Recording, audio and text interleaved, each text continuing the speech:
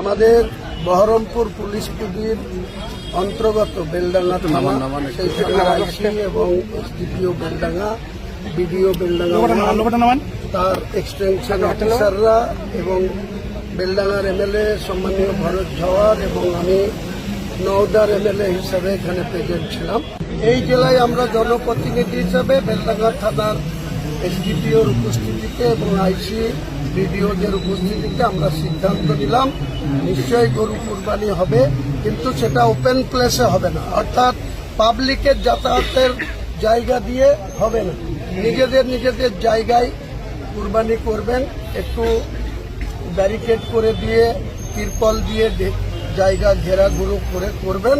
এর জন্য কোনো বয়সের বান নাই, কোনো কিছু আপনাদের হবে না, কিন্তু কোনো শৃঙ্খল যাতে না হয় বা অপর সম্প্রদায়ের মানুষ যেন আমাদের বিরুদ্ধে আঙুল তোলার মতো কাজ করবেন না। যারা ওই গরু কুরবানির পরে মাংস বিতরণের পরে নিজেদের ওটা সন্ধ্যার আগে 4টের মধ্যে সম্পন্ন করার চেষ্টা করবেন, আর যারা চামড়া যাদের বিক্রি করবেন তাদের বলে দেবেন সন্ধ্যার আগেই যেন চামড়া যারা নেবে তারা নিজের মতো জায়গায় রেখে দেয়।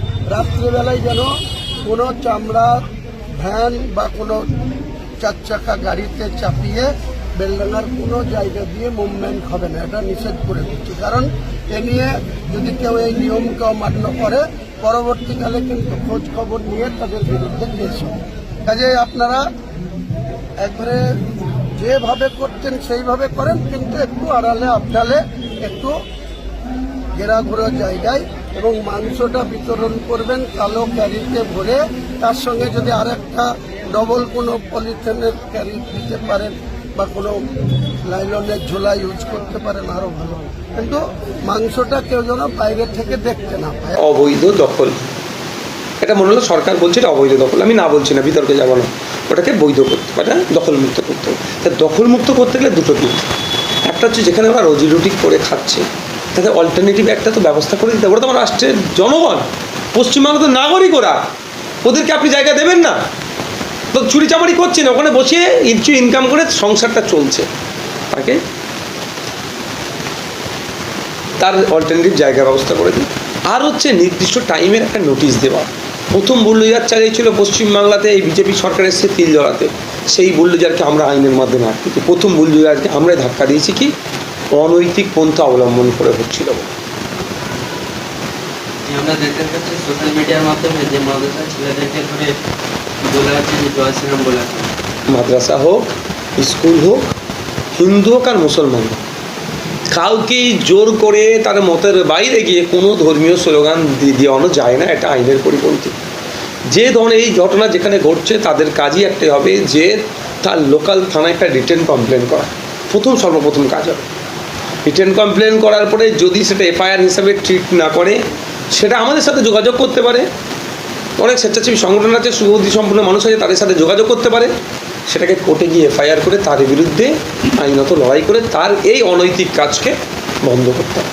আরেকটা কথা যেটা হচ্ছে যে ভোটে তো হার জিত আছে, বিগত দিনে সিপিএম চলে গেছিল, তৃণমূল এসেছে, কখনো কংগ্রেস চলে গেছে, কিন্তু এইবারে যে এফেক্টটা তৈরি হয়েছে তৃণমূলের, কারণ কাউন্সিলর বা পঞ্চায়েত সেগুলো তো এখনো তৃণমূল সরকারই রয়েছে, তারা নেই। এরা না থাকার জন্য সাধারণ মানুষ তার পরিষেবাগুলো তো পাচ্ছেই না, পাশাপাশি প্রতিটা এলাকাতে এই পরিষেবা না পাওয়ার জন্য অর্ধেক কাজ হয়ে আছে, কোথাও কাজ বন্ধ হয়ে আছে, কোথাও এই যে সলিউশনটা, এটা প্রধান বিরোধী দল হিসেবে তৃণমূল বা আপনারাও তো বিরোধী দল, কীভাবে দেখছেন? সেক্ষেত্রে সেক্রেটারি আছে পঞ্চায়েতের, প্রত্যেকের ক্ষেত্রে সেক্রেটারি আছে। আর দ্বিতীয় কথা হচ্ছে কেন পালাচ্ছে? আমি কি তাদেরকে তাড়িয়ে দিয়েছি ঘর থেকে? বলতে পারবে কেউ? এই লেভেলের দুর্নীতি করেছে, তারা ভয় এলাকায় থাকতে পারছে না। আমি বলবো ফিরে আসুন, পরিষেবা দিন, আর যদি ফিরে আসতে ভয় লাগে পদত্যাগ করুন, সেই জায়গায় নতুন করে অন্যকে সুযোগ দিন, পরিষেবা সাধারণ মানুষ পায়। 1 বছর আগে একটা আইন হয়েছিল, সেই আইনটা এখন লাগু করা হয়েছে। সিএ এবং অনুপ্রবেশকারীদের পুলিশকে অ্যারেস্ট করতে বললো এবং বিএসএফের হাতে তুলে দিতে বললো। সেটাকে নিয়ে অনেক মানুষ বিভ্রান্তের ভেতরে আছে যে যাদের ডিলেট হয়ে গেছে, মানে যাদের ভোটার লিস্টে ডিলেট হয়ে গেছে তাদেরকে হয়তো অ্যারেস্ট করা হবে। এই নিয়ে দেখুন, আমি একটা কথা, আমি অনেকটা কথা বলেছেন, আমি একটা কথা স্পষ্ট ভাষায় বলছি, সিএ নিয়ে আমার অলরেডি চ্যালেঞ্জ করা আছে, মামলা চলছে সুপ্রিম কোর্টে। সেই তারিখ ওই পশ্চিমবঙ্গ সরিয়ে যাচ্ছে।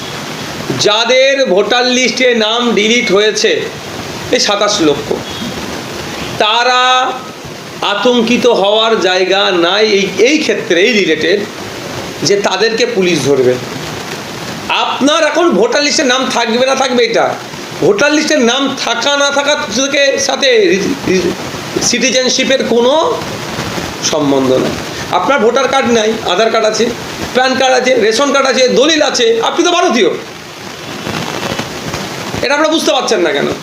এটা আতঙ্কের পরিবেশ তৈরি করা হচ্ছে। আপনাকে আমাকে আতঙ্কে রাখতে পারলে শুভেন্দু অধিকারীকে প্রশ্ন করা যাবে না। আপনি বলেছিলেন ক্ষমতায় আসলে 450 টাকা গ্যাস দেবো, এই প্রশ্নটা কেউ করবে না।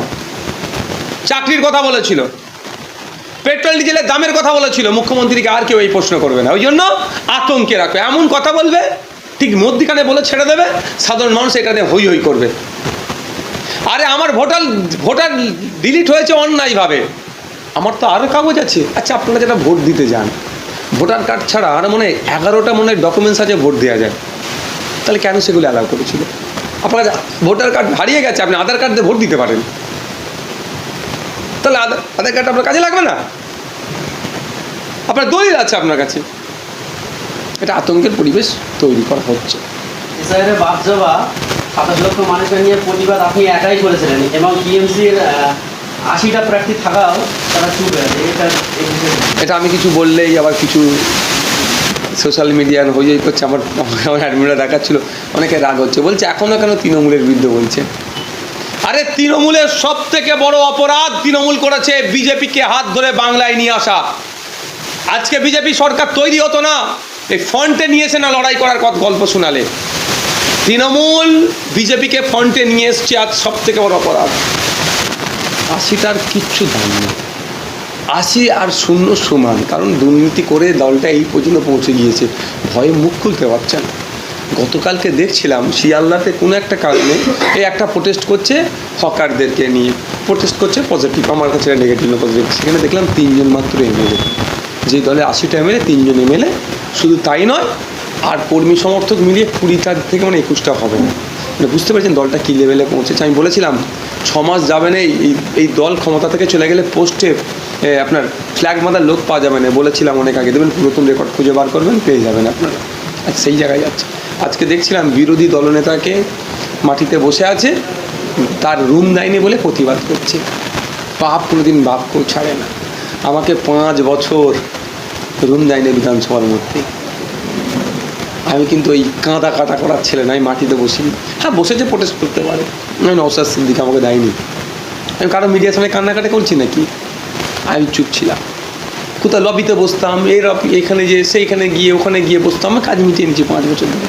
বিধানসভাতে একটু আমি মানে আমার যতটা সমর্থ আছে সেখানে আমি আটকাইনি কিছু, মানে আমি চালিয়ে গেছি, আমার রুম দেয়নি বলে।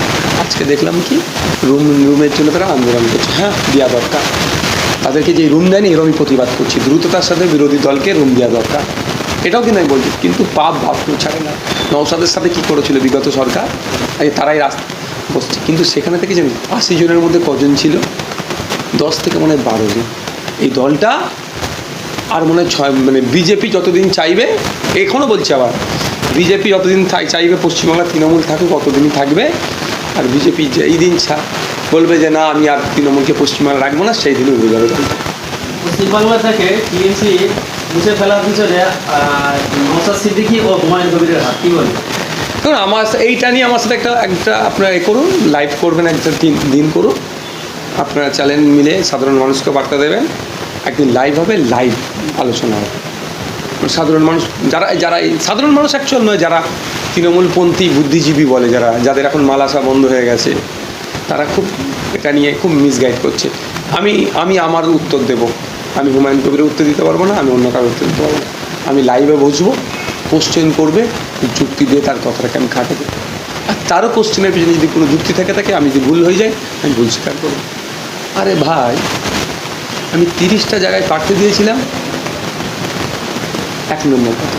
দ্বিতীয় কথা, আমার একটা কথা সাম্প্রদায়িক আছে যে অন্য ধর্মের মানুষ আমার উপরে ক্ষিপ্ত হয়ে আইএসএফকে ভোট দেওয়া তো দূরের কথা, তৃণমূলকে তো ভোট দেবে কথা, বিজেপিকে ভোট দেবে, এই ধরনের কেউ আমার একটা শব্দ বলতে পারবে? তো কিসের জন্য, কিসের জন্য বলুন? আমি আমার ভাঙনের কথা বলি, গতবারের থেকে 20,000 ভোট আমি বেশি পেয়েছি। গত 2021 সালে আমি আমার নন মুসলিম ভাই তথা হিন্দু ভাইদের খুব একটা ভোট পাইনি ভাঙর থেকে। এবারে আমার ভোট বেড়েছে, তাদের প্রচুর ভোট পেয়েছি। এখন ব্যাপারটা হচ্ছে বারবার কারো ঘাড়ে দোষ চাপিয়ে দিতে হবে। আপনার খেয়াল আছে 21-এর পরে বা বেশ কয়েকটা নির্বাচনের পরে লক্ষ্মীর ভাণ্ডারকে নিয়ে অনেকে খিল্লি করেছিল, এই লক্ষ্মীর ভাণ্ডারের কাছে হেরে গেলাম। আমি নওশাদ সিদ্দিক তখন প্রতিবাদ করেছিলাম, ভুল হচ্ছে, যারা লক্ষ্মীর ভাণ্ডার নাই সেটাকে নিয়ে আপনারা খিল্লি করবেন না, কারণ আমাদের মানুষের কাছে পৌঁছাতে পারেনি, মানুষের রাইট আমার কাছে আসেনি, অধিকার আমাকে দেয়নি, তো মিটে গেল। তার জন্য কার দোষ চাপাতে হবে কেন? তো এইটা হচ্ছে তৃণমূলপন্থীরা দোষ চায়। সরকারটা তো বিজেপির হাতে তুলে দিয়েছে, তৃণমূলই বিজেপির হাতে তুলে দেওয়ার পরে দোষ তো নওশাদের ঘাড়ে চাপ, সহজ আছে, ওটা নরম জায়গা, ওটাকে টেপো।